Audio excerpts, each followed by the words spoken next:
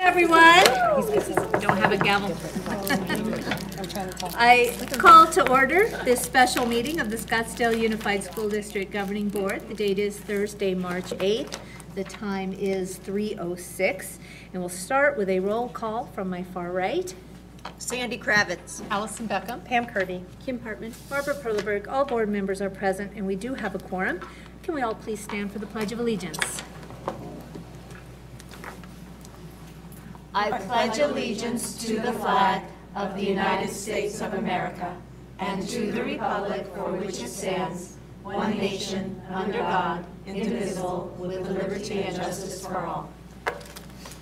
All right, we will get right to business with our first information discussion, item 3A, revision and adoption of Governing Board Policy IKA, grading assessment systems. Ms. Ibarra will be starting us off. Thank you. Good evening. First of all, I'd like to thank all of you women sitting out there because it's National Women's Day. So thank you very much. I'd like to acknowledge that. And all of the women that are sitting back here, thank you very much. No offense on the men, but we got our own day. So, it is my privilege tonight to talk to you about the grading report card, basically the distribution of it. This is not the one that should be in there. I apologize for that. I pulled out the wrong one and downloaded the wrong one. And I know that all of you have it, I believe, in front of you. Did you receive it or did you not receive it? The PowerPoint? Yeah, it's in board book. It's in the board book? No, that's right. Casey, can I come and ask you for some help for a minute?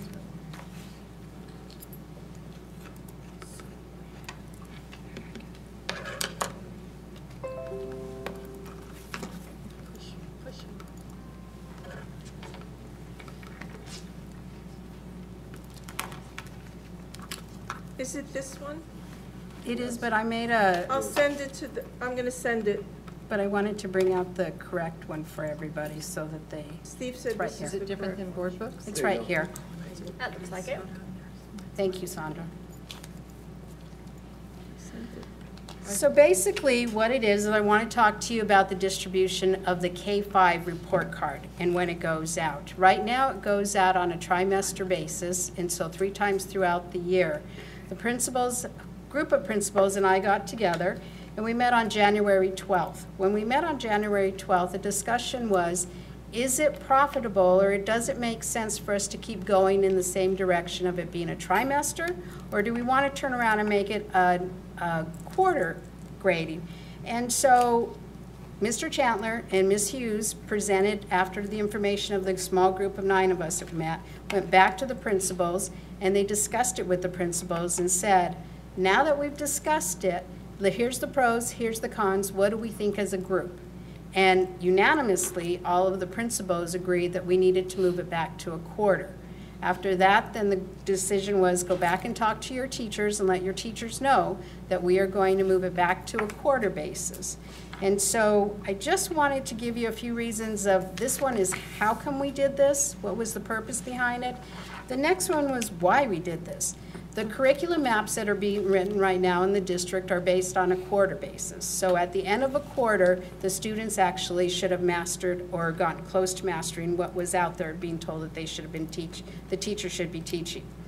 When you do it on a trimester, we're already done with what the maps will be saying for next year. So then they would be going into the next mapping area, and that would not be matching what we actually should be grading the students on.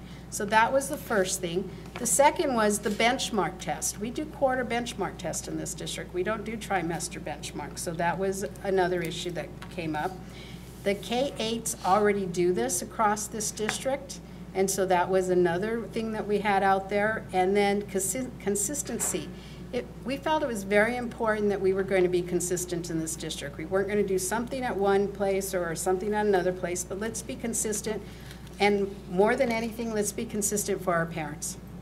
If our parents are looking at grades, if they want to have that communication, if we have the actual report card sitting in front of them that's aligned with our state standards, that's aligned with our curriculum maps, that's aligned with our benchmarks, then let's have the same exact thing that we're offering out there.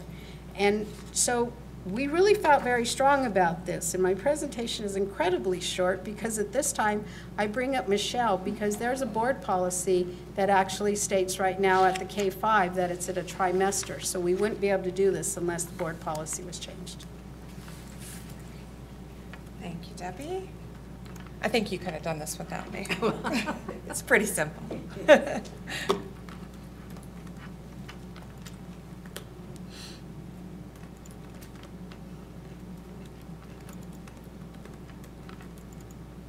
Oops, I'm sorry. There it is.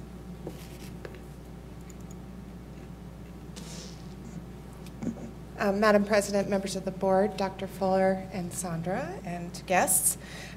This will serve as your first read of policy IKA, and we're recommending, based on Mrs. Ibarra's recommendations, that we revise this policy to show that all grades, K through 12, will issue grade reports every 9 weeks instead of having a 12-week period for some schools and a 9-week period for the others. Any questions?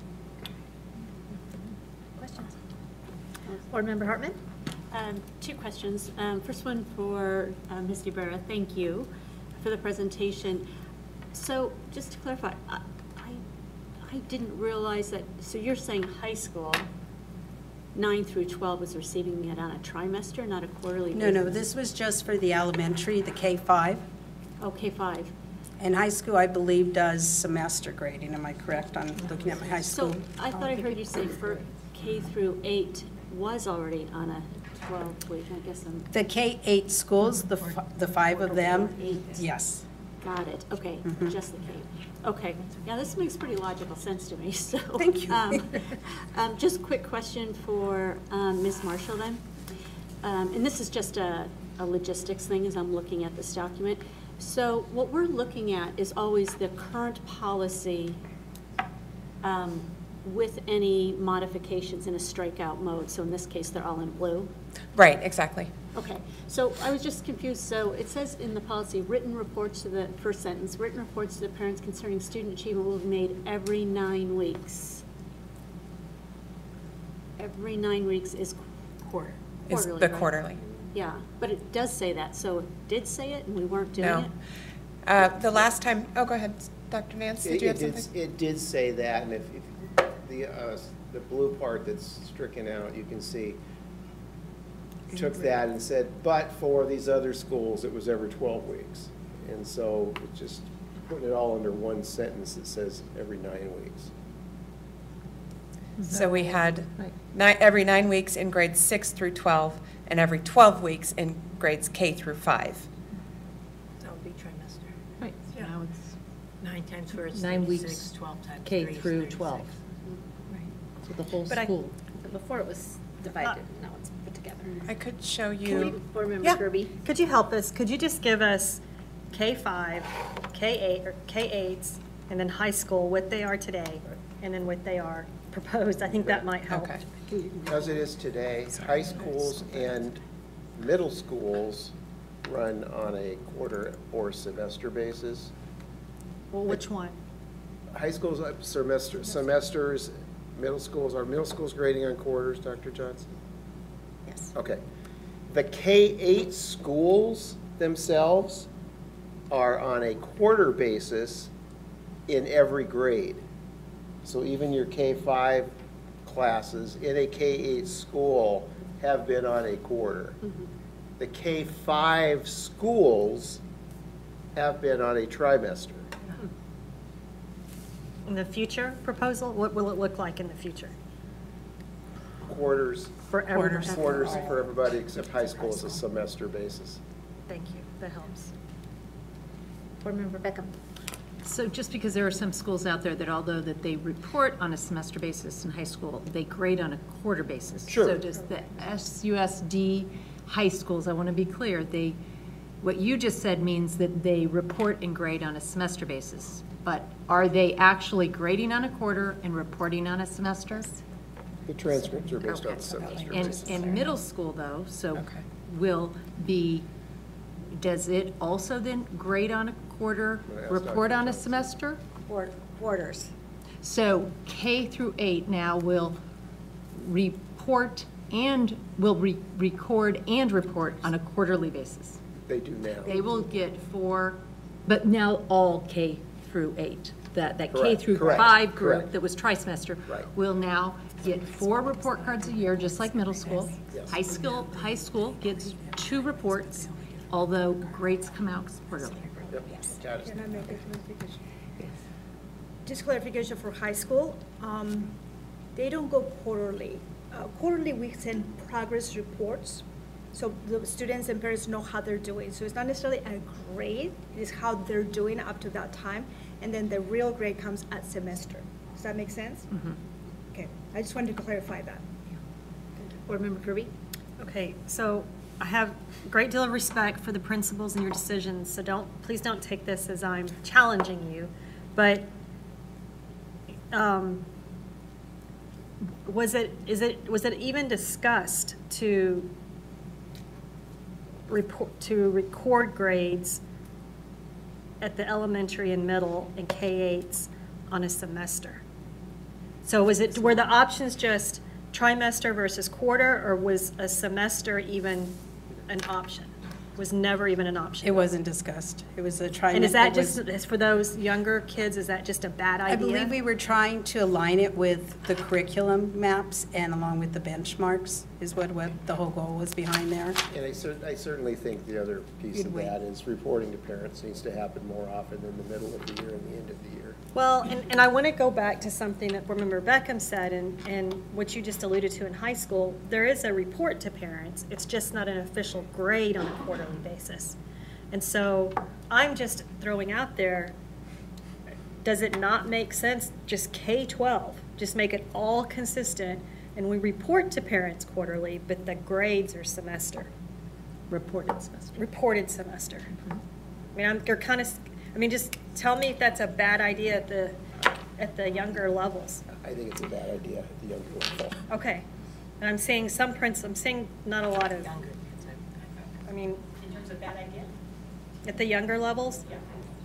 They need that official reported grade once a quarter.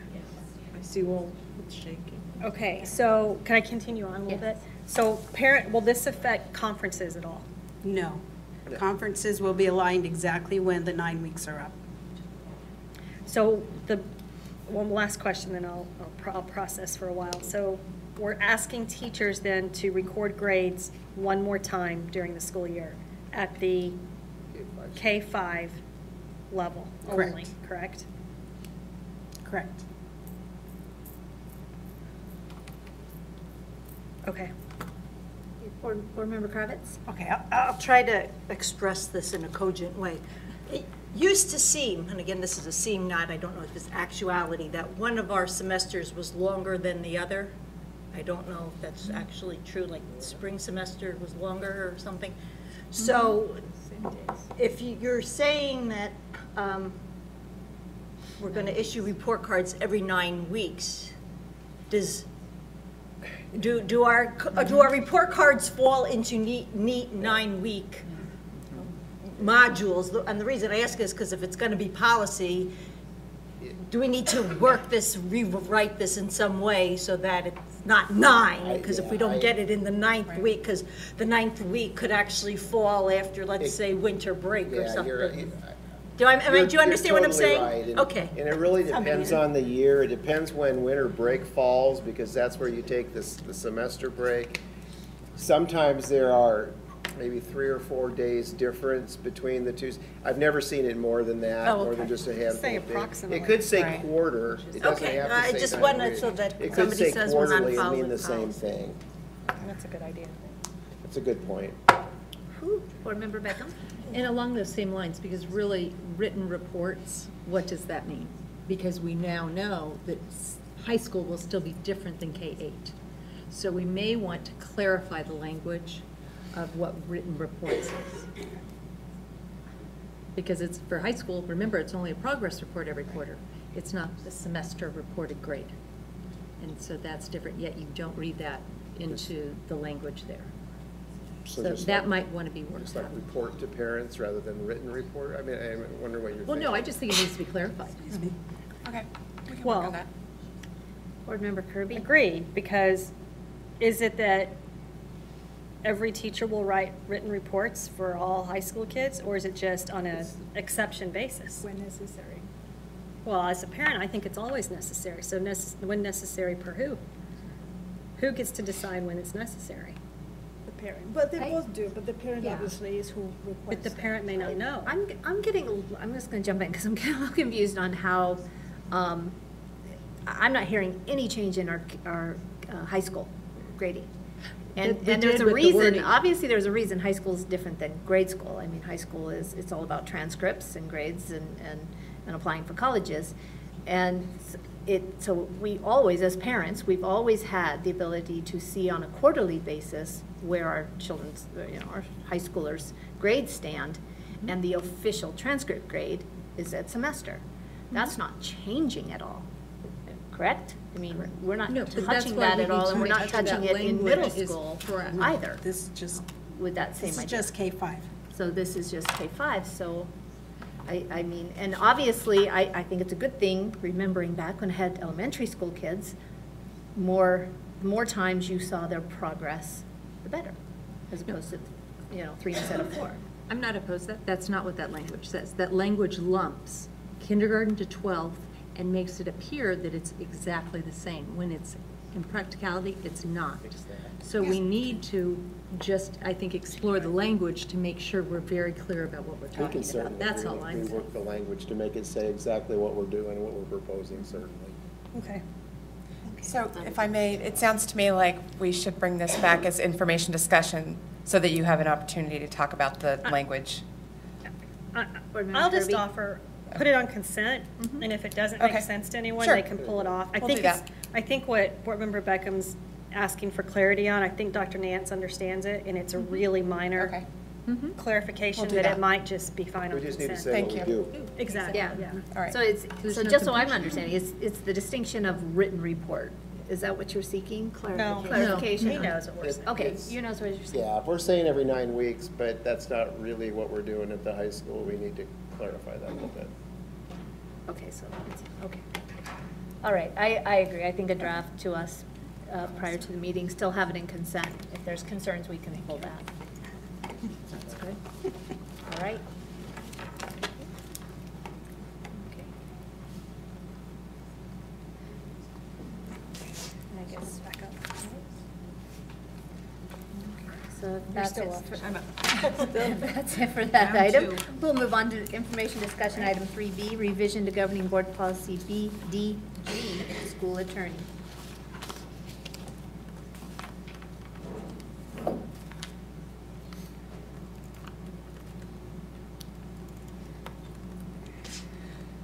Madam President, members of the board, Dr. Fuller, I've brought for a first read our policy regarding your school attorney, who currently is me. We have had direction that the board would like to amend this policy to make it clear, to actually change our current practice, which is that I report to the superintendent and to the board. There's a lot of information about attorneys and who's the client when we represent an organization, which I'd be happy to talk about if you have any questions that you want to talk about with that. But so what I did is I took our policy BDG, school attorney, and I added language starting out with the general counsel reports to the governing board. And then you'll see the rest of that language. The general counsel is expected to represent, advise, and assist the district's administration on a daily basis, which is what I currently do. But shall recognize that the position of general counsel exists to represent the organization, acting through its duly elected governing board. I also, this language, for your information, I borrowed from Tucson Unified School District, which also has in-house counsel, and is the only one in the state that I'm aware of that has a direct report from the in-house attorney to the board. The next paragraph that I propose adding is that you all, as a board, have the authority to terminate the employment of your general counsel, of course, in compliance with law, policy, and any contract. The other change that I'm recommending is more of a housekeeping item. This sentence here, the board may direct the general counsel to retain outside counsel as necessary. I felt fit better in the bottom paragraph of this policy, which talks about when the superintendent or the governing board believes we need to retain outside counsel, the board can have it put on an agenda, and when you do have a vote to get outside counsel, that you can direct me to do that, depending on what it is that you're wanting to get outside counsel for. So I just felt like that sentence fit better in the last paragraph. Do you have any questions or discussion? Board Member Beckham. Since the only direct report right now is the superintendent, and the board actually hires the superintendent, there's nothing about how you are hired in this document. So I think we need to clarify that. I don't know that we gave any direction on that piece. Right. How we're reading this, obviously all of a sudden we can terminate you, but what about the hiring process? Right. Good point. I did not get direction on that. I think you should have a discussion about how you would like to see that happen in the future in hiring outside counsel. You could run it very similar to the way that the board hires a superintendent, but on a much smaller scale. You would direct your administration in HR to post it, perhaps. You might get outside counsel to help you craft a position posting. We do have a current position description. You might want to update it if you were looking at that. You might want to have a session to talk about what you're looking for in in-house counsel to create a new position description. And then you could certainly have executive sessions to interview the person. Once you got to finalists, then some of that would be public. But you could certainly do that. It wouldn't necessarily have to be in your policy, but we could add language to the policy about that. So just to follow up with that, because you mentioned Tucson was one of the districts that actually has this line item, and so you looked at their contract. How do they hire? Is it just maybe a superintendent hires, or how is it handled there? I played phone tag with their counsel this week, but we didn't connect. They do not have anything in their written policy about hiring the general counsel, so I don't know how that would work. I can also tell you that it's my understanding that this policy is new to them this current school year also, so they haven't been even through a full year of it. Okay. And this is a first read also, correct? Yes, it's a first read. So we can find out that information Yes. and see how it's going. Yes, I'll keep trying to reach him. Thank you. Board Member Kirby. Agreed with Board Member Beckham, and I would also piggyback on top of that as well, the evaluation. Yes. So as we address the hiring, it's also the annual evaluation Okay. of that individual. Yes, and I can send this to you. The Tucson policy does talk about evaluation. I hadn't gotten direction from the board about that. Certainly welcome feedback. The way it is written in their policy, they considered a couple of different options, but the way it is currently written, the board president and the superintendent, I think, take charge of the evaluation with input from the other board members. I, again, haven't had a chance to talk to their counsel about how that might work. I'm not sure if he's even been through that process yet, as it's so new, but I can share that language with you also. Do you have more? Yeah, I Board guess, Member Kirby. not for policy, it's more of a rhetorical question that I don't know if we need to put in policy. Okay. And it's how do we, as a district, instill a culture that anything that is legal in nature that's brought before this board, such as contracts, leases, employment agreements, maybe law, whatever, comes through you before it gets to us, and that, and how would we know that it has come through you without having to ask you? And I'm interested if you've had any thoughts around that, of just how do we start to change that culture? I will first say that for a lot of the contract process, it's been my experience that staff knows to send contracts to me. There are some areas where that's not true, but we've done a pretty good job of communicating to staff out at the sites, for instance, that there's only a few people authorized by the board to sign contracts on behalf of the school district, and that I have to review, or my office needs to review everything before it's authorized to be signed. There are some areas for improvement. I have a contract review process with a form and everything. And because of turnover, you know, it's probably a good idea to add that into the trainings that we all do every year. I can also communicate with the schools through their supervisors and ask them to share with their staff those things. And then there's certain departments where it's not been custom. Purchasing is one, where it's not been a custom for contracts to come through me unless it's a specific issue. So that's something that I'll be discussing with, we currently have a director of purchasing posted. We haven't filled it yet, but I'll be discussing that with the person who's hired for that. What makes sense in the process, how can we do that so it's smooth and doesn't slow them down, but that it's still, you can have confidence that your lawyers looked at it, or I've sent it to outside counsel if it's not my expertise, before you're looking at it. There are some employment contracts that are forms that we're going to be looking at updating in the next year, so that's another area where I think we could improve in terms of legal review and process. Leases? Leases, there is a form for leases. I looked at the form, but I do know that sometimes it gets modified, so that is another area where we could improve. And we do, I know, have some new staff over that area also, so I can plan to meet with that staff and talk about if you're, you know, don't make changes, but if you want changes, bring it to me and let's talk about it. Okay, so what I heard, again, another area of maybe some process improvement. Until you have had an opportunity to work through all that, which will take time.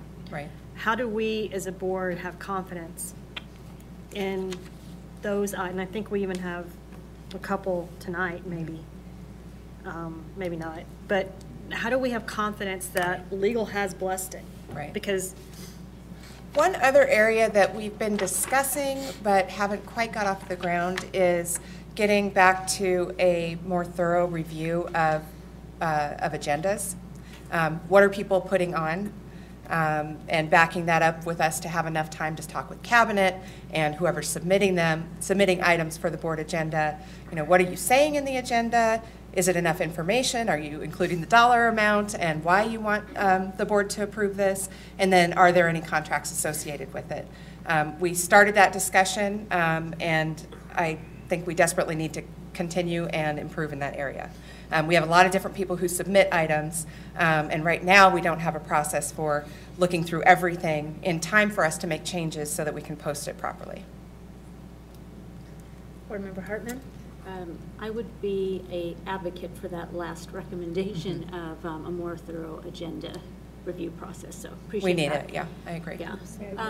Two quick questions. The first is, could you add just a little bit of context to this conversation and share, to the extent your knowledge, you know, how many districts have actually in-house counsel, how large are they, and then how, it sounds like you already mentioned it's only one other district, Tucson Unified, that has a direct report to the board.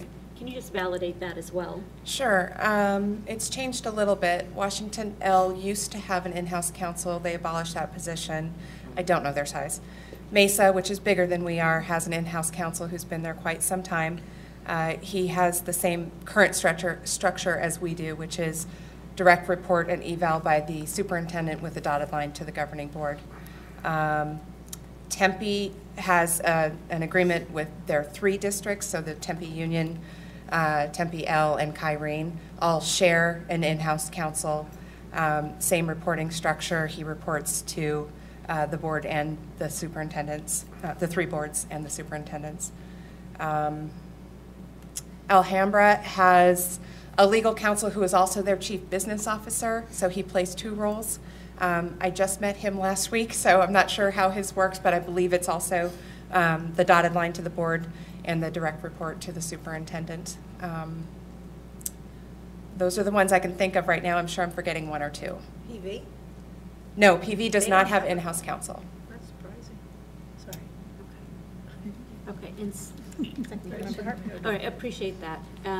And this is a good example where there's not a cookie cutter answer for what's right for a district, so this is very much a local decision, so I'm fine with that answer. Right. I'm wondering if you could share maybe an example of how this new structure would actually benefit us. So maybe an example of something didn't go exactly right and how this new structure would actually benefit us. Okay. That's kind of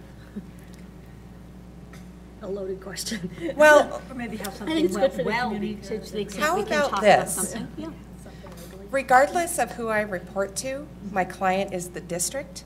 So if anybody is adverse to the district, they are not my client.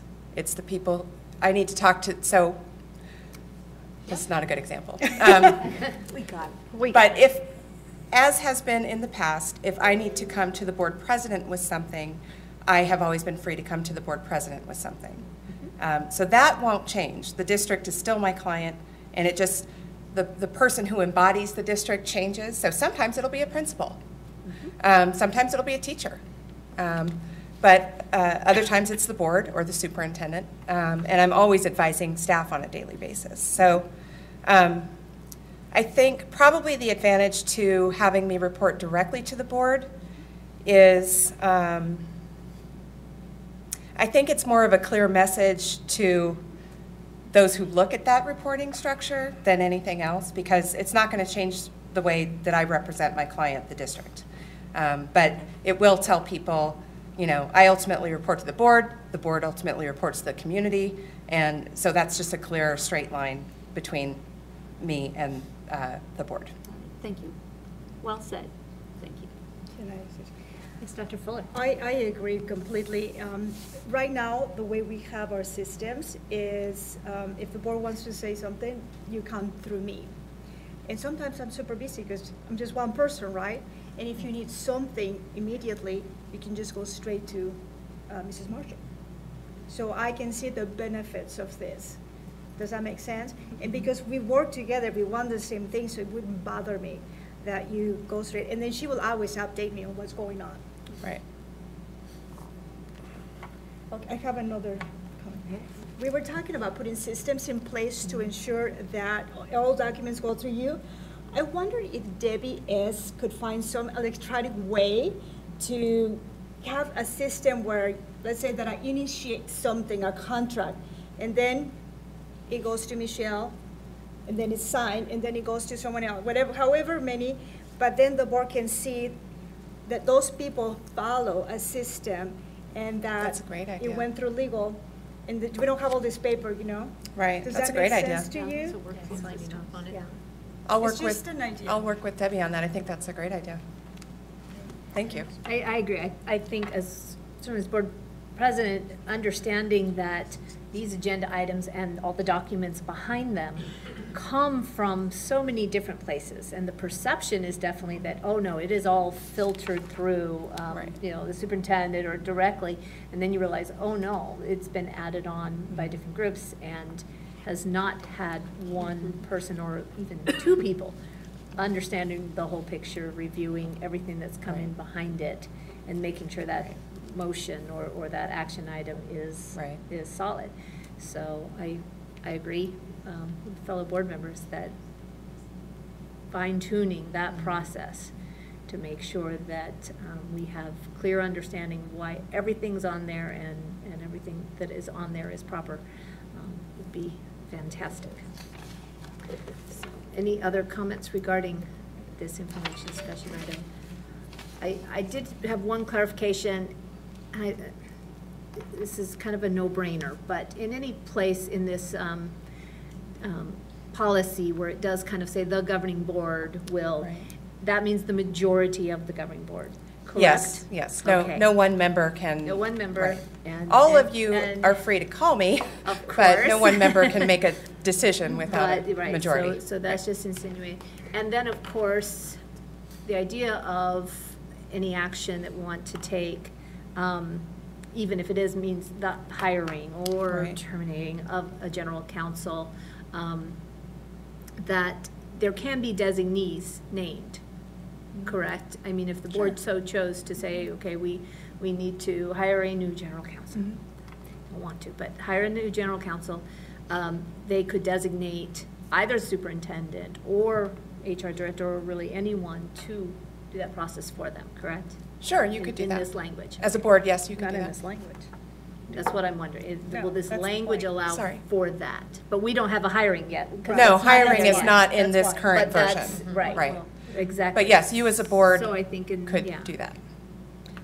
I think So as Board Member a Kirby. housekeeping item, to move us along. Yes. Would it be out of sequence, or would it be okay for us to put this on consent for the next, I guess on the 20th? Regular meeting. And in the next work study, have the language of hiring and evaluation, that policy language brought forward at the next work study? Is the next work study prior to? No. No, Oh, April okay. 8th. It's just, Right. No, I No, wouldn't be April- comfortable with that. No, March 20th is our next regular. Is the meeting. regular, but when's the next What work we're gonna study? vote on and vote on. And then we have a you study wanna do it all at session on once? April 12th. April. Oh, okay. Is that what you're saying? April well, 12th? that's what I'm asking. Right. I'm just putting it out there as an ask. And I'm hearing two different, I'm hearing feedback this way. Well, I'm trying to understand if the board needs to give further direction regarding the hiring language, that type of discussion before we approve language, then yes, I think it needs to be a discussion item and approval. You wouldn't put that in consent in our next regular meeting. But we could have a draft and discuss it and make it an action item on the 20th as well. Let me for ask you discussion. this. Do you want hiring and possibly evaluation language in the policy itself? Or do you want a regulation or a practice that you want to talk about? What do we do for the superintendent? It's a policy, isn't it in the policy? I believe it's in the policy. The hiring part. Yeah, and the evaluation. You're right. I thought there were resolutions. There's policy that talks about the evaluation. Regulations. And the, Policy. Board Member Beckham? I was going to say, why don't we do a little bit of analysis and look at what we have, look at, does it still make sense for today? Because just because it's in our policy for the superintendent does not mean it makes sense today. We may look at it, have pros and cons, and decide to change another policy or Right. not or something. So I would rather do it right the first time and look at all the benefits, the risks, why we wouldn't have something, and look at some of the other districts and see, Sure. you know, and Tucson's a great example, especially if Right. they just did it. They may say, oh, gosh, we wish we had done this, and this is the reason why. Right. But we have that Okay. information. Not that we're going to do it, but it's information first. Why don't you bring it back? Let Michelle do her investigation and her modifying. And give her till April 12th, the next study session. Discuss it then. I mean, there's no rush to approving this today, is there? I mean, on March 20th. Well, this isn't an action And item then today. on the regular meeting in April, I think it's the 18th, approve it then. So discuss it again on April 12th. Or if you get it earlier, March 20th, I mean, I don't know how long it takes. Well, Is there opposition? It's I spring mean, that's, break also. if the board would like to move this along quickly, the fastest we could do it is having an information discussion and action item on March 20th. But we can't If the just board have an would like to have informational further on 20th discussion, and then an action another item a meeting, different then day? it's Well, I don't our know if- April timeline. I'm just thinking if she's gathering all this information and schools are on break and she has to talk to other school districts. Lawyers don't Spring take break. breaks. I forgot spring break. The lawyers don't take breaks. Well, you'll be able to tell us what your timeline is once you start to. Can we just leave it up to the board president and the acting superintendent who sets the agenda to, after this meeting, figure out what's the best time, and then we just kind of say no later than the April, and then you two just figure it out? That's good direction. That Happy to works. do that. All right. Thank you. Thank you. No other questions or comments? Okay. All right, so then we will move on to our information discussion item 3C, results-based funding update. That's a good one.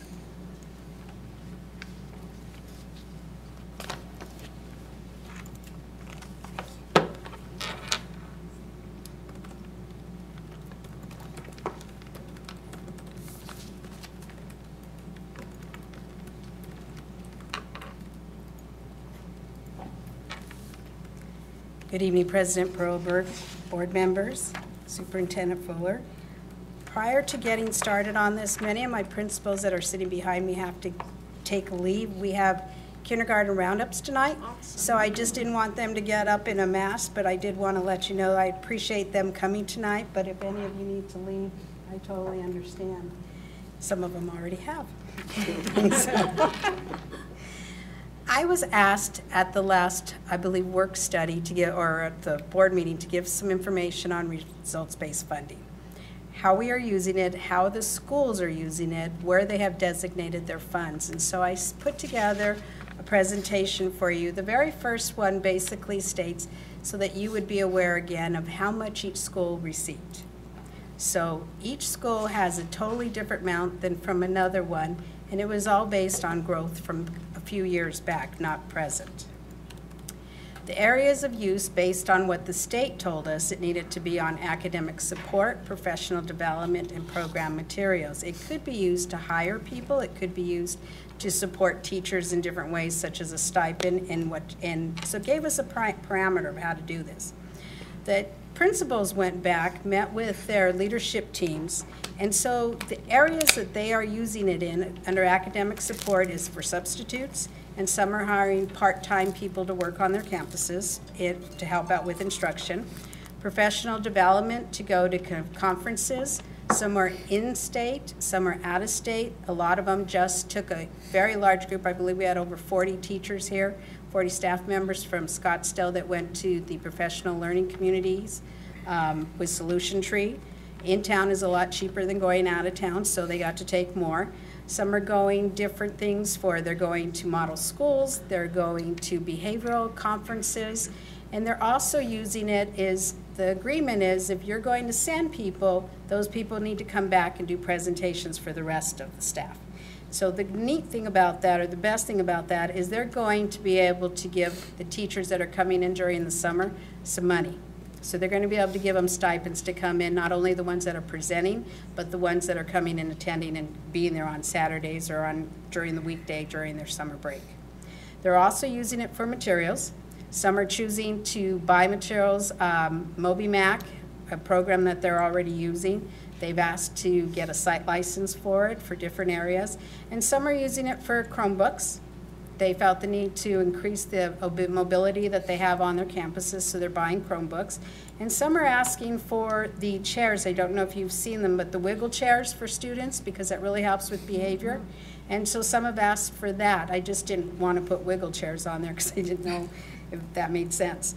And then in the stipends, again, with the attendance for the summer programs where they're doing professional development, and then our kindergarten teachers. Some of the schools have asked, can we bring our kindergarten teachers early to do testing so they're not wasting instructional time when our kinders get here so they can actually start that process earlier.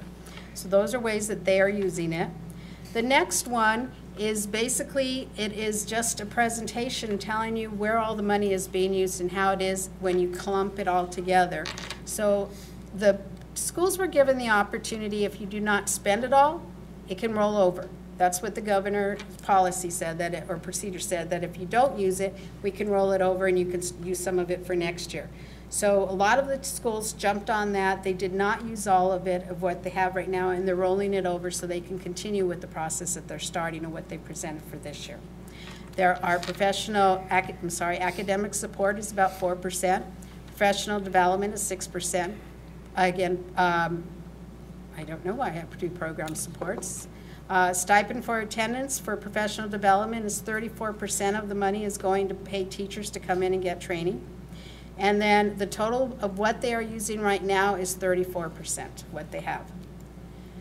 This next one basically just broke it up so you could see how much each site was using for their ability.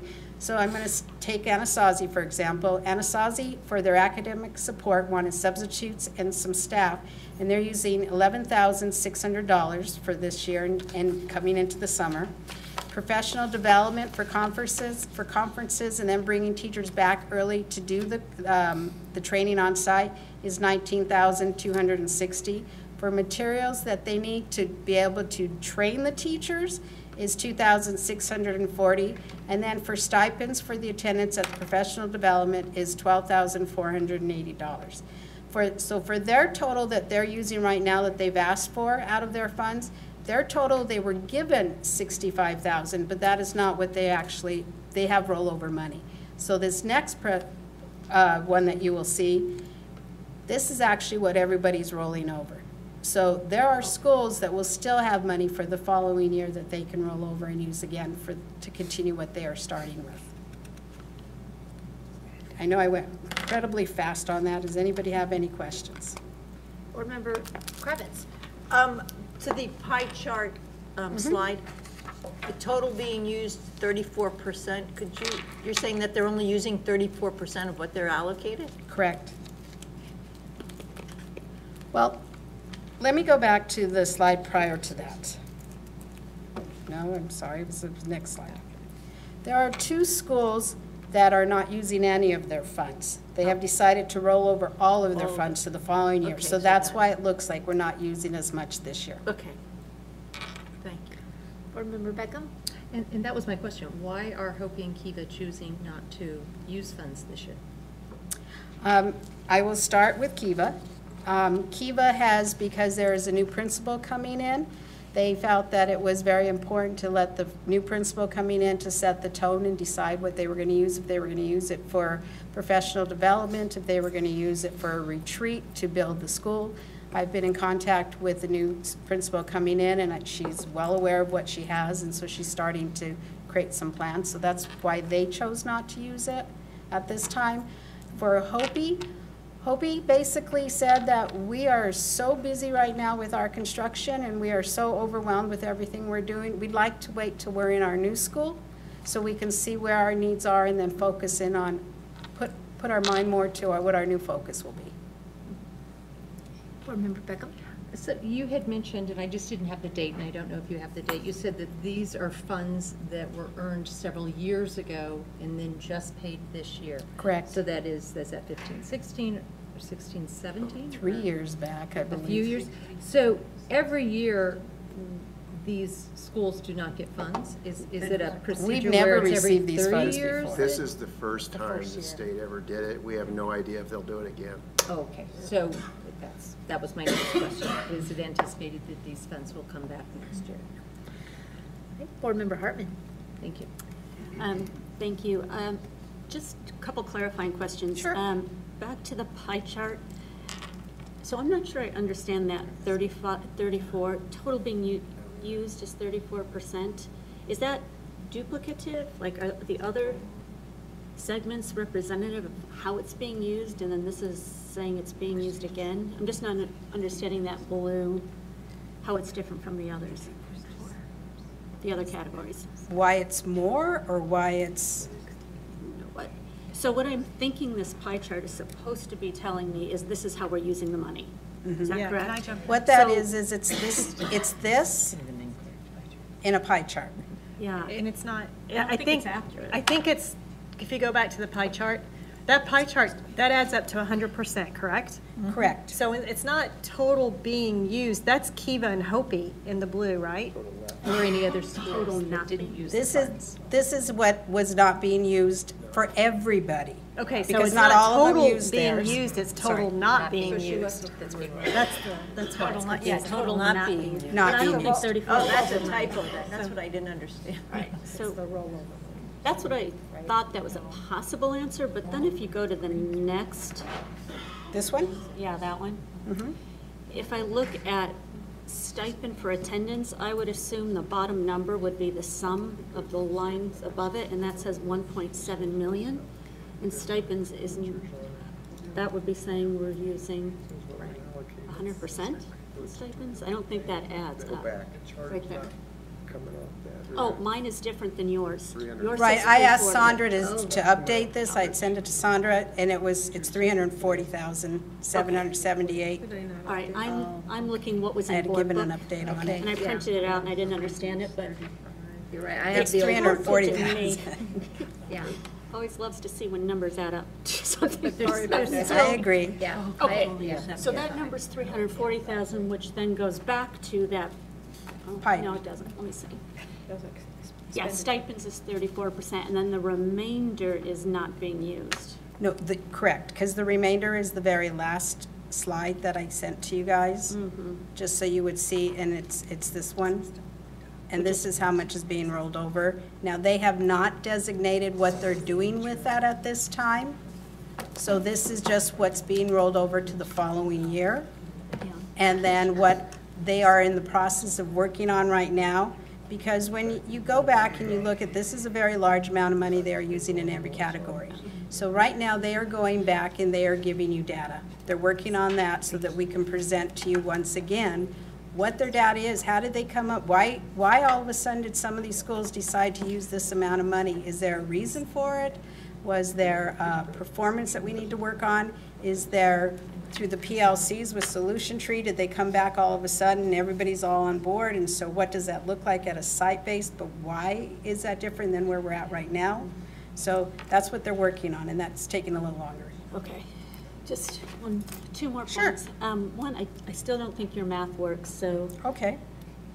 I will go CFO back and Virgil, look at 'cause I that. think that's 44%, not 34%. It just, Yeah. if you're trying to communicate a story, we just need the accurate Absolutely. information. Yeah, Can I just add what that is? It's the ho-ho-com stipend. You just actually took the total allocated, and that's been put over on stipend, so I think that was just an error. Probably a cut and paste error. Right here? Oh, So there's you just another need to one. maybe That's go the back same and for check some Cherokee things. and Cochise, it Some of looks those. like as well.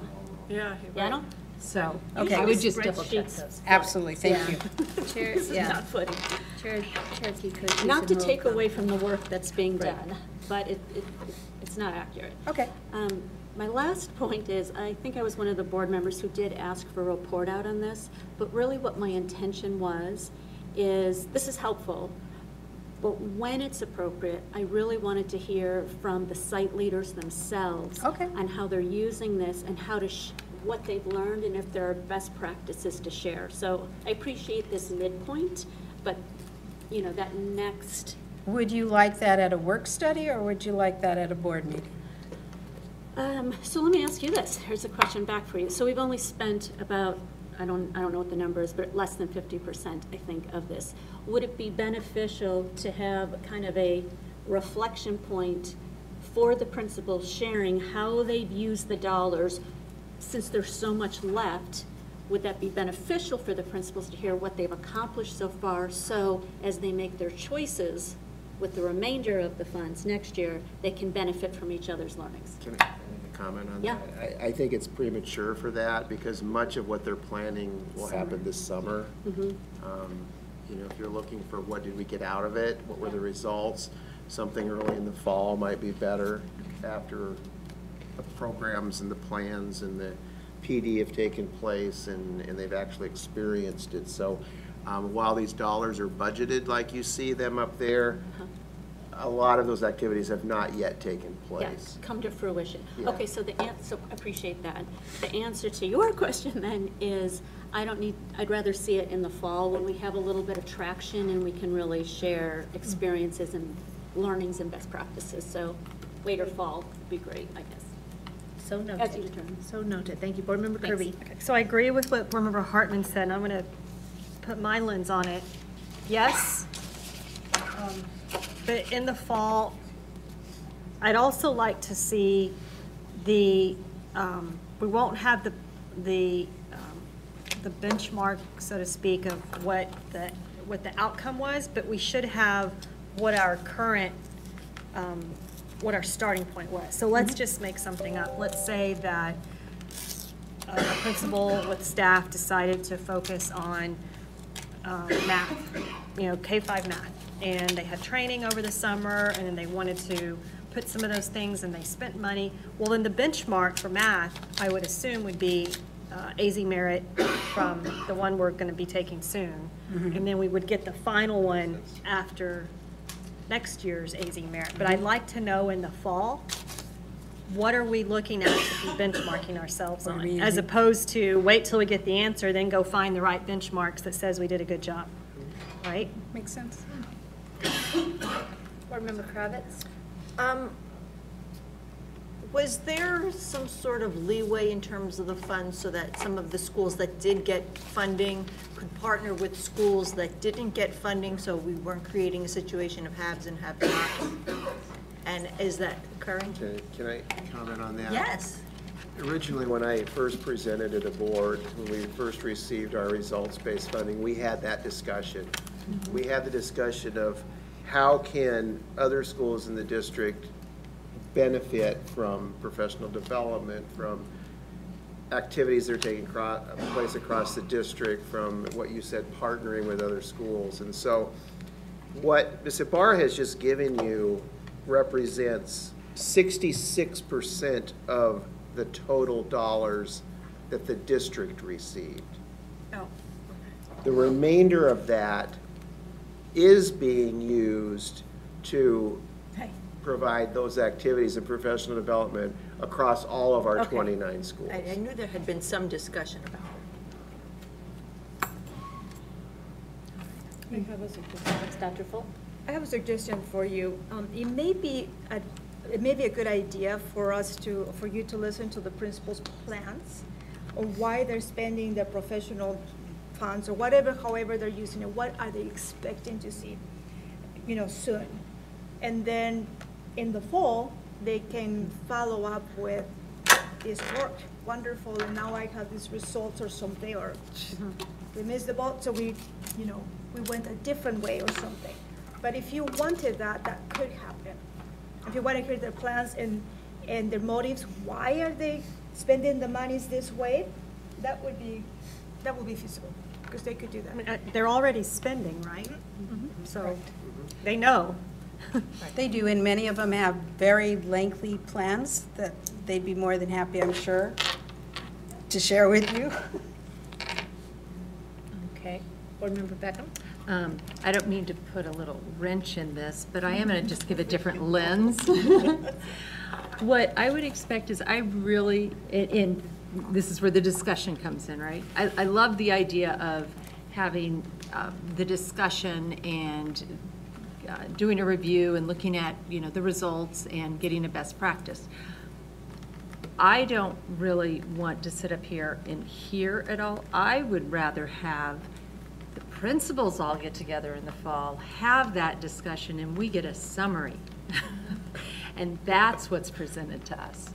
And the same concept, too, is I'd love to know some of the whys, but I don't know that that it's the wisest use of our time to have individual principals come up and give us, and maybe as they talk together, or maybe when they're principal meetings, so that they understand the whys, because that's where they go, we didn't think of that why, maybe that would benefit us. And so it can be on our radar to see. So, I mean, I think that's more the discussion, and we get a summary of what those are. That's just, They have gotten together once. They did get together and they discussed about how do you think we should use our funds and what should we not use it on, and let's all be in agreement to use it in these specific areas. And then they use their freedom to go and say what conferences and all that but I think that's a great idea. That's good. So just for clarity, I'm here because I'm seeing a lot of heads nod. Do we want the board to receive summaries for currently what the plans are now and also in the fall? The idea of the best practices, what they learned from it? Or do we just want in the fall, look for that summary? Well, because I kind of heard two different things. It's what's kind of the best use of their time, too. I mean, I don't want to say, oh, the principals should get together and give us a summary of whys, if that is not a good use of their time. There's no reason to meet if there's really not a good purpose. If they would find that beneficial and they all said, hey, it's not a bad idea, that would be fine. But I just don't want to dictate that from this position. And I don't want to dictate it either. And I think we also need to recognize that principals are at different places along the spectrum. Some are out of the gates and they know that it's already done. They could probably come up here March 20th if we wanted them to and present where they're at. And then others might be a little further and they may need till May. So I guess just I wouldn't want personally to wait till the very last one was finished before I got them all, but I also don't want to rush anyone. It we want to encourage the thoughtfulness behind this. Can I make a suggestion? I believe, Ms. Ibarra, you have all the written plans from the principals. She certainly could provide you with copies of Yeah. the school's written plans, and if you have any questions, I'm sure the principals would be happy to answer those for you. Good with that. Good start. That's fine. That's fine. Okay. All right. Thank you. Well, thank you. All right.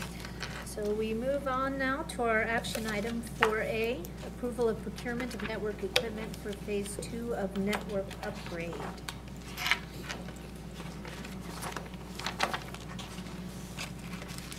Ms. Spalding, are you Yes, good presenting? afternoon.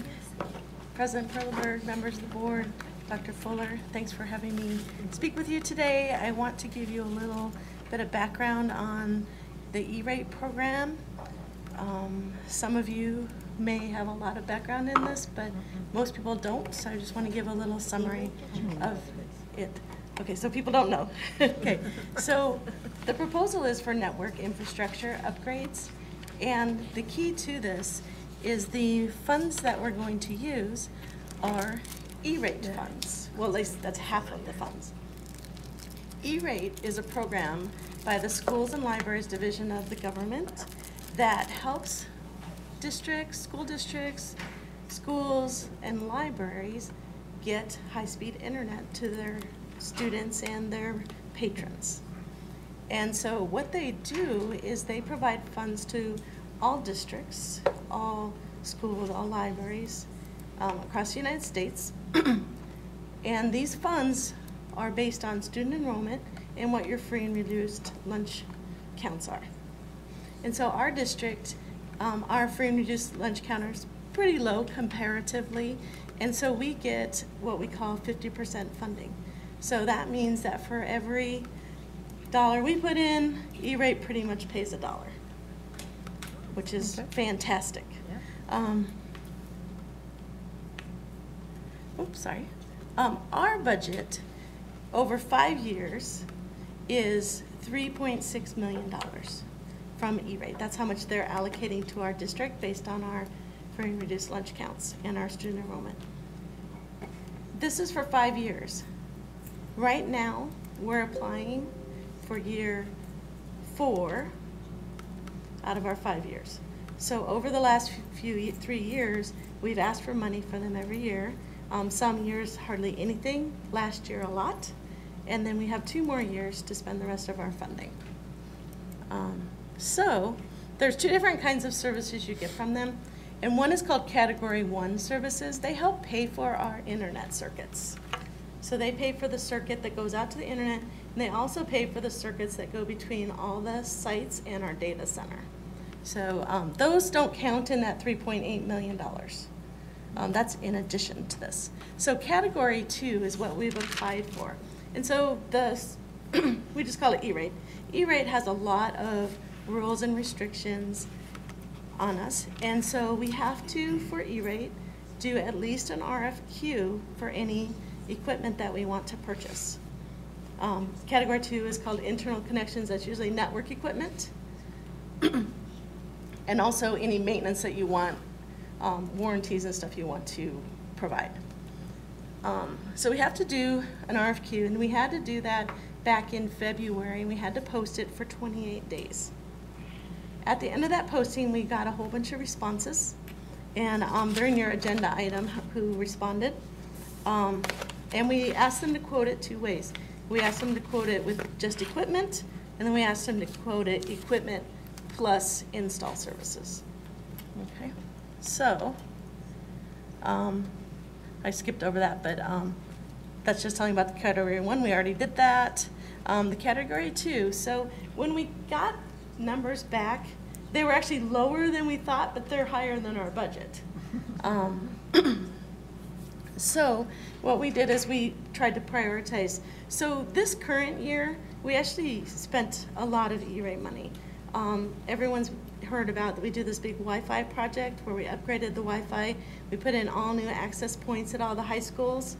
And then at the elementary school, and we also doubled the counts.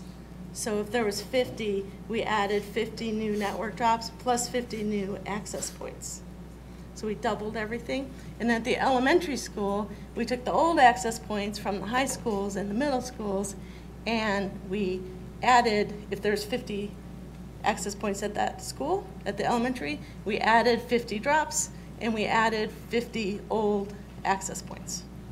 Okay, so we really doubled our Wi-Fi coverage across the district, but there's a lot more to a network and getting Wi-Fi than just access points. You actually have to have the infrastructure that it runs on, and our infrastructure is very old. All of our switches and routers in the district are between 8 and 12 years old, which is pretty darn old. So we've gone around and we assessed all the equipment that we had. We've looked at it all, and we also counted all the ports that we need to connect into. Just real quick is, right here is our wireless access point for this room. Something about that is every place that you get Wi-Fi, you think it's wireless. Well, there has to be a wire to every one of those points. Okay, and every one of those points plugs into a piece of equipment. Okay, so when we did that, we added 1,500 devices to our network on a very old network. So that's what we did this year. And so now, next year, what we'd like to do is start replacing for the middle schools and high schools and the K-8s. We want to replace the network equipment that all those new APs are running on. It's going to let them run at higher capacities. But then at the elementary schools, since we didn't, the elementary, when I say elementary, I mean K-5s. At the K-5s, we didn't replace the access points. So next year, what we'd like to do for the elementaries is replace those access points. So it kind of goes a phased approach. And then the third year, for the elementaries, we'll want to replace the switches that we didn't replace yet. And that'll give everyone a network refresh over 3 years. So does that make sense? Maybe? So and here in your budget packet, I only gave you the overall quotes. But this is for Desert Canyon Elementary. If we replace their APs, it's $15,000. For Holcomb, it's $16,000. So we broke it out to every single site. And then because we were short on money, instead of having a company help us with this, we're going to just replace them all ourselves. It's pretty easy. It's just lots of getting up on ladders for everyone but Debbie. I don't like ladders. Board Member Beckham. So does that mean that you are, even though you show both equipment only and equipment with install services, you're choosing the equipment only? Is that what you meant by that comment? Just the access points, yes. Oh, just the access points, not between these two. Okay, I just wanted to clarify. We don't have enough staff to do it all the way across the board. So that's that. And then the high schools and the middle schools and the K-8s, we had in there to replace the switches. So on this one, you can see at Arcadia, we had $150,000 to replace their switches, and then $7,974.81, I don't know where they came up with the 81 cents, to actually install all those switches. And so for Arcadia, for next year, we have budgeted $158,000. So that's how that breaks out. I didn't put it in here, but I actually do have, escape.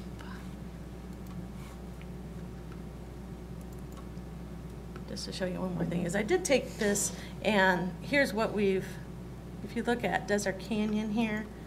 So originally we had $74,000 from E-rate budgeted for this school, and so far we've spent $26,000, so we have $47,000 left for that site.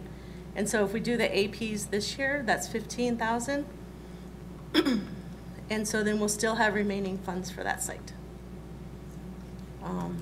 And then here, the district responsibility with the services, but not for the APs, is we'll owe of the money that, so if we have $15,000, E-rate's going to pay $7,000, we'll pay $7,000, and then we still actually have some money left in that budget to do the switches the following year.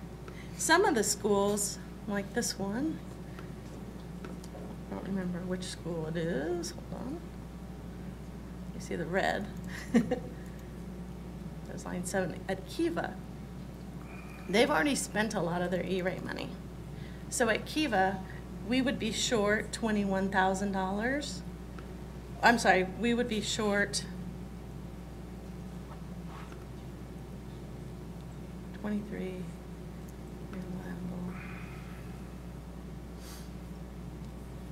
I'm not understanding my math right this second.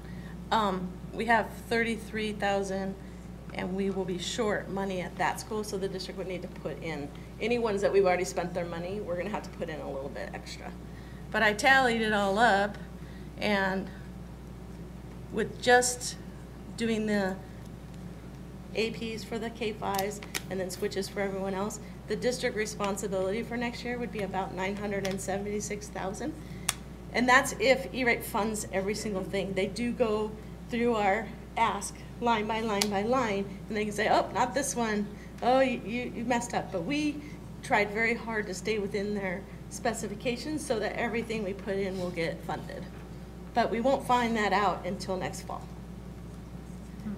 But we have to tell E-rate what we're going to ask them for now. So by March 22nd, we have to post up to the E-rate people. We have to say, we did our RFPs, we chose this vendor, and this is what we're gonna ask for. And then they'll come back to us and say, okay, you get this, this, and this, and not this. And at that point, we will finalize with the vendor what we're actually gonna do with them. If we need to cut things out, we can. So from today's, if you approve this today, we're gonna give them a letter to say, we selected you, we're gonna apply for E-rate funding, and then we're gonna choose, based on our funding and our budget, we're gonna choose which things to implement next year. I hope that helps. Board Member Harvey? Thank you, Debbie. This is a lot of detail here. Good. I tried. Oh, and there were errors in your PowerPoint, and I have a new one that I'll give to Sandra. Okay. In case you notice they're different. All right, thanks. Just a quick question for you. So on the action item, it's the approval of equipment or equipment with services. So there's two kind of sets of numbers here. And so is my interpretation correct that this is larger than what you're asking for because, or what you're noting up here, because this is just for next year and this is beyond next year? Like, how do these numbers tie to each other? Yeah. We have to approve the RFP, choose our vendor. And so based on that, we had to choose these numbers because we didn't know what they would come back with on their numbers. So, and we also didn't know what our capital override budget would be for next year. And so that has actually decreased a little bit. So we had to pick and choose which things to go with. So while this is a big number here, we're not planning that for next year. It's the numbers here. We're planning this 976,000. So and then half of that will be E-rate, half will be us. Okay. So are we, with this, committing to a vendor for this amount? Up to that amount. Of this amount, of which? No, it'll say, we are choosing you as our vendor, and based on our funding and our budget, we will pick and choose what we're going to do with you next year. We are not signing a contract, we're just going to give them like a letter of intent. Okay. Okay, so this is actually the basis for the RFQ then? Okay, got it. Okay, then second question.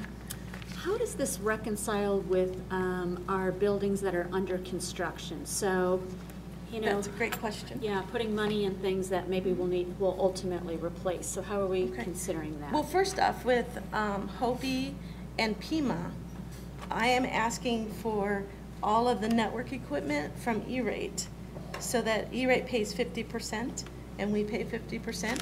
And we can, even though we're not going to get our funding until the fall, approvals to the fall, we can start, as soon as we post on March 22nd, April 1st, we can start spending that money. It's just a bit of a gamble as to whether we'll get reimbursed. But so we requested all of this funding for those schools so we can save the money out of our bond. So that makes sense because we're actually putting new equipment in a new site. What about the example like Kiva, where we're investing in a network that it's a building that we're going to replace? How do we? That's a great question too. All of this equipment can be reused in any building that we choose. So if Kiva, all right, here's another little caveat. So for 3 years, Kiva's equipment has to belong to Kiva, even if it's at another building on that site. Like, I can't move what we buy for Kiva, I can't move it to Coronado. It's against E-rate laws. So whatever we buy for them, we have to use there. So based on network ports, the devices that we have plugged into the network is how we chose the amount of switches and the types. Okay. So we'll be able to pull those out of the existing Kiva, and we will be able to put them in new Kiva. Okay, so we can reuse the equipment. Mm-hmm. The services are lost, right? Because services are, Yes, but everything will be configured, and so it's really just moving it. My team is actually very skilled at the configurations. We just don't have the bandwidth. We don't have the time to get it all done because this is hundreds and hundreds of pieces of equipment. So when we're just doing a quick rebuild, we'll be able to do that ourselves. okay, all right, thank you. Board Member Kirby? Okay, so just clarify for me, please, couple of, so there's services and there's equipment. What's the dollar amount, the max dollar amount for services, max dollar amount for equipment? Okay, the max for the full project would be here. So if we did the full project with services, sorry, this column right here. What's their vendor? What's the difference? For the APs, it's 368,000 in equipment. For the switches, it is 2.7 million. So the full equipment is 3.120. And then the total for services is 296 right here. I didn't know if you wanted all that detail in here. Well, what we have in our board books, maybe it's just, is that because it's different? I think board book is just a cumulative RFQ, so the total difference is like 420,000, I think. But you just said that the equipment was 3.1, and our board book shows that the CDWG is 2.8 Okay. for just the So- equipment. So that, what you just said just didn't reconcile with our board books, but you said that maybe we have updated. So well, I didn't give you this big spreadsheet I'm on right now, but the equipment is this 368 plus 1.7. So the equipment is a total of 3.1, and then the services is 296. If you add that all up, Is that the 3.416? It's the 854? Okay, so what we're, oh, can I ask? Yes. So what we're approving today is that we're approving a contract with CDWG. We know you went through the procurement process, and that this is more of a letter of intent than a contract, and it's for the up to 3.4. And the reason that we're doing this is because we need to submit for funding for this. Let's assume we get 50% dollar for dollar. We could take 50% of the 3.4, half of it would be funded by the district, the other half by E-rate, and we would install everything. yes.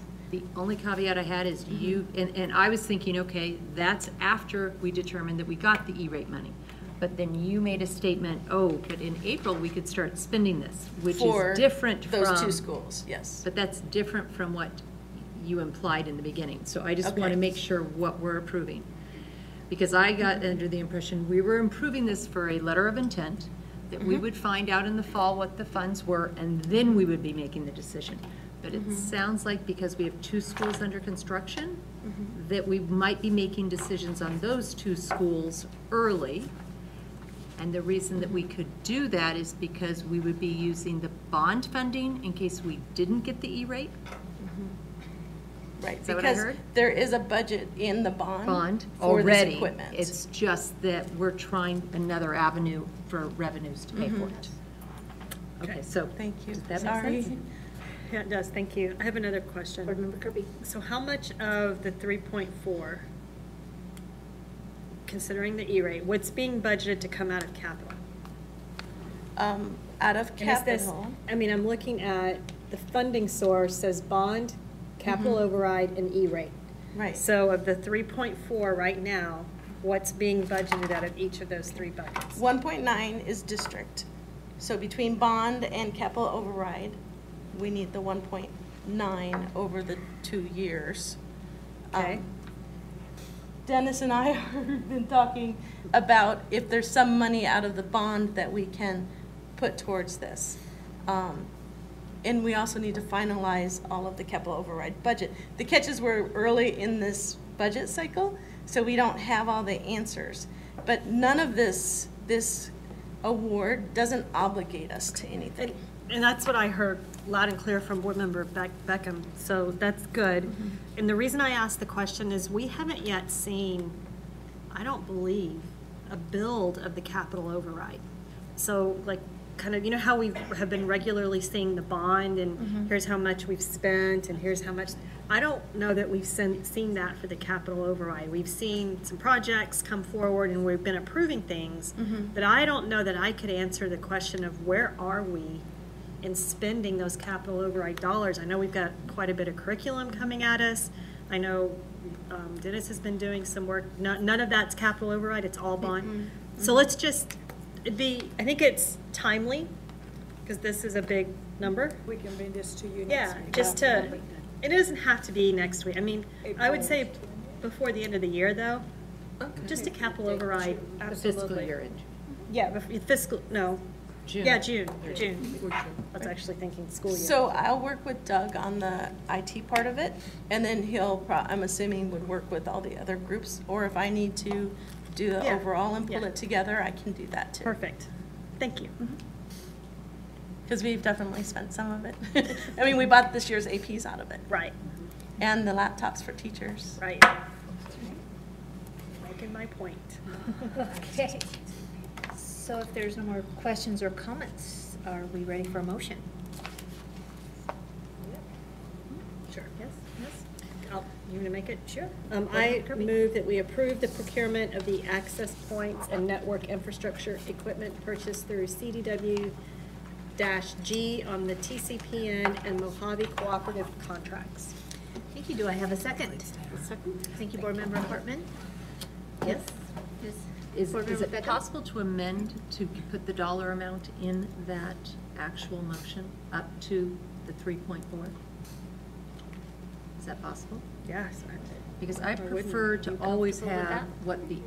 what we're actually approving, especially when there's a dollar amount, because when you go back, you don't have to go back through all the PowerPoint. It's right there. Okay.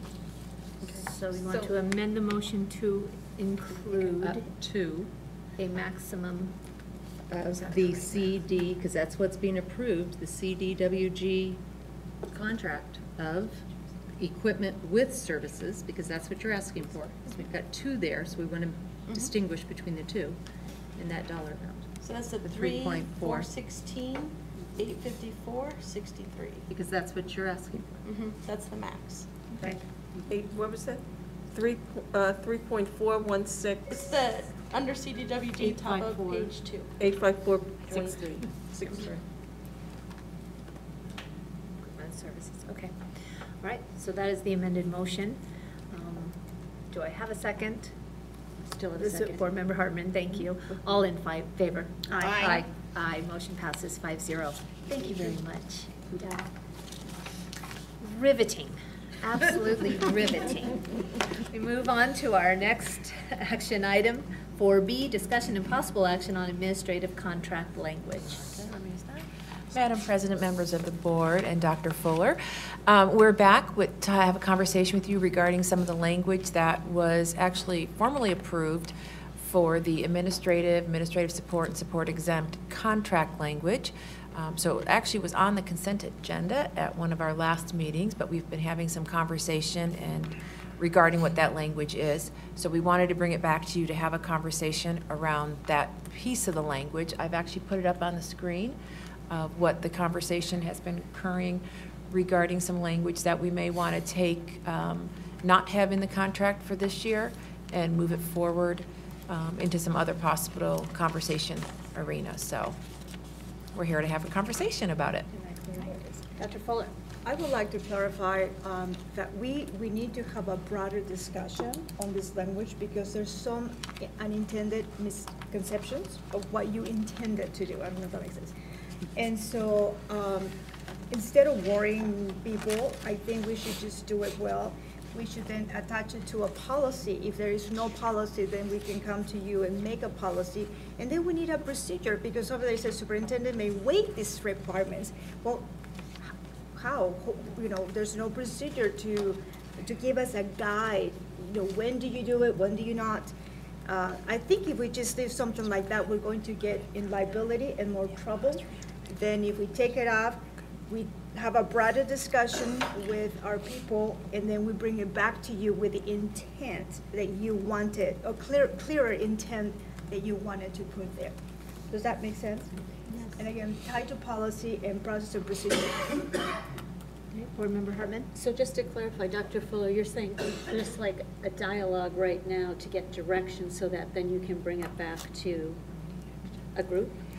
Actually, That will then create. Yeah, we'll need action item if we're going to remove it from the language in the current contract, and then we'll come back at another time after we have that chance to have that dialogue with different people and bring that back to you. But this has technically been approved already, so we would need action to, if we were going to remove it. Board Member Beckham? So, clarification. We approved this, and it sounds like, and tell me if I'm wrong, but I'm just making an assumption here, voices were raised that they don't understand it, and that's why all of a sudden we're looking at now having an action item of amending what we already approved? Is that what I'm hearing? Or So some voices were raised, and after further investigation of what we did, we noticed that it's not complete. That we needed to tie it up to a policy again, which is what we don't have, and then have a clear procedure on when the superintendent waives these requirements and when he or she doesn't. Does that make sense? Because it's very vague right now, and it makes people uncomfortable.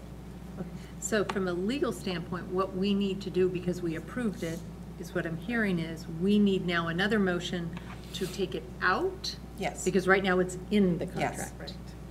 And it would not remain in the contract for the contracts that we are handing out for the 18-19 Right. year? Right. Because we don't have enough time between now and when those contracts would go out? Correct. And what is that time frame? Because is it possible to get it in? Or am I Yeah, hearing the time frame is such that we just? The contracts actually are already issued. Oh. And we have to issue, because the system has not rolled yet, we have to issue them by paper. Remember, there's a state statute of how long people have to sign their contract. If they don't sign it, then it's considered revoked. And we want to do it early. We wanted to have everyone know who their supervisor was going to be and get those out early. So they're out by paper. We actually rolled the system over spring break.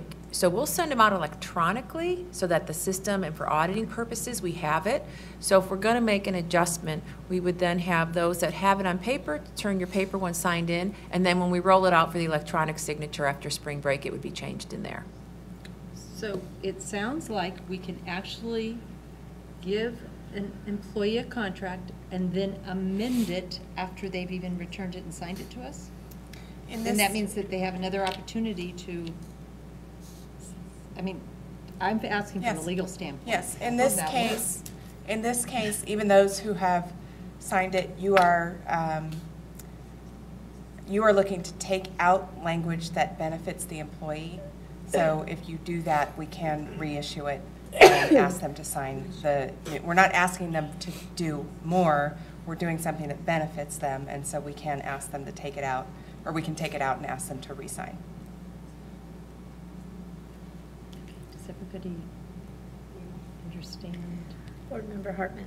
So you're certain that we don't have a new 30-day time clock based on a paper versus an electronic contract, even though they say something different?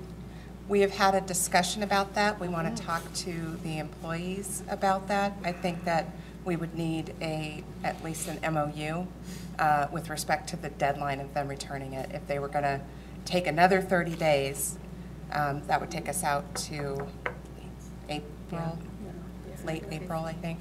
And so we would want an agreement with the employees that they would return it within the 30 days from when they first got it.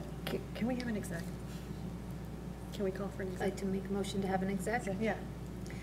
So I have a motion to convene an executive session. Do I have a second? Second. To know what statute or the contract statute or Um, exactly. All right. Do you know Well, that, Michelle? I pursuant to ARS section 38-431, It's contractual. .0383, is that, I convene Do we have the executive session usual? under that? Yeah, it's on the Yeah. notice. Is it on there? It's on the Yes, agenda yes. at the bottom, yeah. Absolutely. So that would apply for this discussion, Yes. correct? Okay, so pursuant to ARS section 38-431.03A3, we do have a motion to convene an executive session. Do I have a second? Second. Board Member Kravitz, all in favor? Aye. Aye, motion passes 5-0. We will convene an Pam, you executive make the session. motion. Oh, close.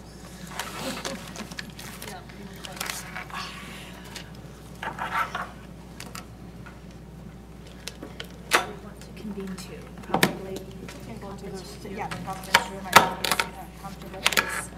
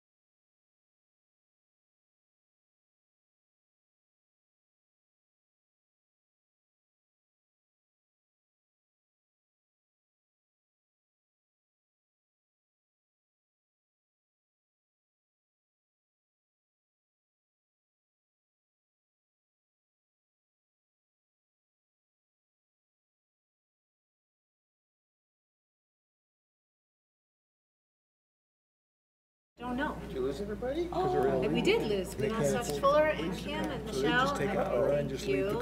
Here they come, I Lights think. are on. Here they come. Good for us, because a couple times our bus drivers got involved. I'm ready to go. I love you.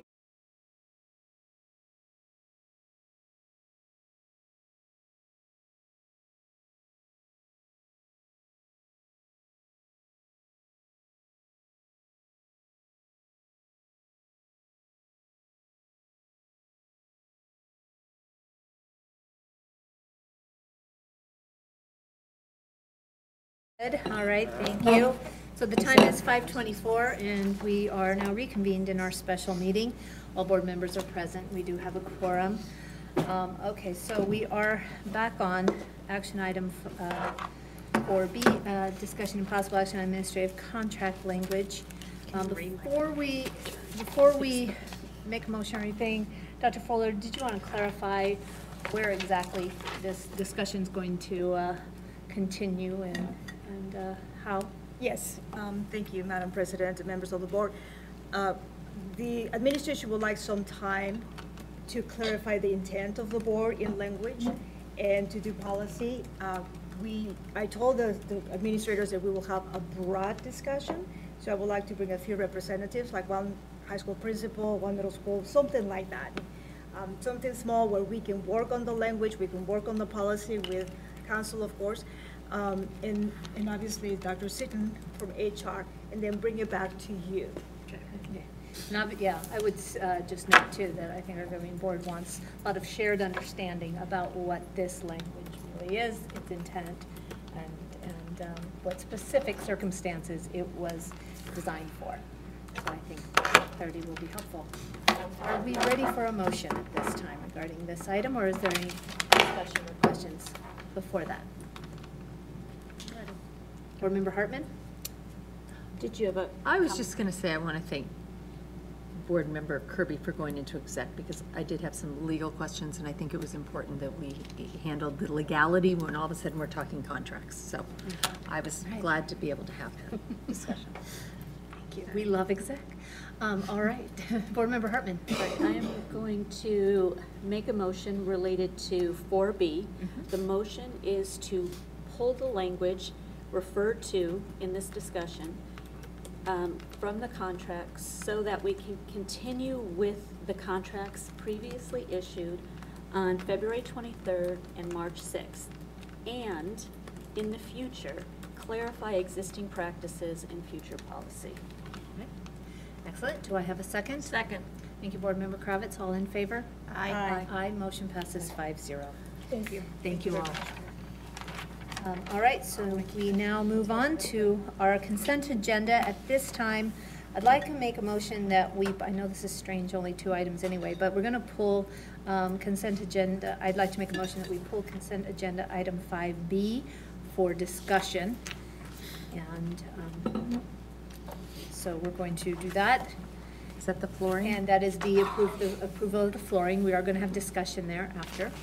So then at this time, I would, yes, we're going to pull item 5B. I know you made a motion in a second. I think, aren't I just able to request it to be pulled? Well, but from your With office, the- you said you. Okay, yeah. Okay. So I'm going to request that we pull that and have discussion. I think I'm getting used to this idea. And that, so I, at this time, would like to make a motion that we approve the consent agenda, which would ultimately be 5A, as amended. Do I have a second to approve the consent agenda as amended? Second. Thank you, Board Member Beckham. All in favor? Aye. Aye. Motion passes 5-0. All right, so now we discussed the pulled item, 5B, approval of flooring replacement project expenditure at Redfield Elementary School. Dr. Fuller, Mr. Railer, who would like to begin here? Well, Ms. Rowland knows exactly what's going on, but I just wanted you to go over the timing. What is exactly what's happening, if you don't mind, regarding the construction project? President Erlenberg, members of the board, Dr. Fuller, this particular project, while we would love for all of the work to happen over spring break, we cannot order the carpet until we have a PO. I cannot have a PO until after you've approved the project. So we will work on a PO tomorrow morning. They will order the carpet after they have a PO, and that carpet will come in 2 or 3 weeks. And then at that time, we'll work with the site and the teachers and make sure that we can schedule that work for the carpet replacement. The thing that we can do during spring break, which is actually most disruptive, is do the polishing of the concrete. Now, basically that process is take off the tile and or carpet.